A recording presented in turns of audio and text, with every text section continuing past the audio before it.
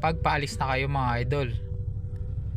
Ba na pick up mo idol, click mo lang to mga idol. I'm here. Tapos nakalagay start.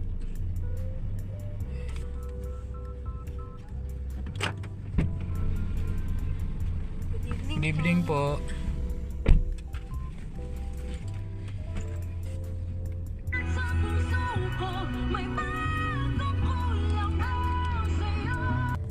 So mga idol, na-drop na natin si ma'am. So ganito gagawin natin mga idol pag na-drop na natin si customer. Ride complete lang mga idol. Yan, yes. Tapos nasa inyo na yun kung i-rate nyo sila kung anong gusto nyo i-rate. Sa akin 5 star yan. Yun lang mga idol. Sa mga bago dyan na hindi pa marunong sa apps na to. So yun muna mga idol, please subscribe mga idol para updated kayo sa aking mga video.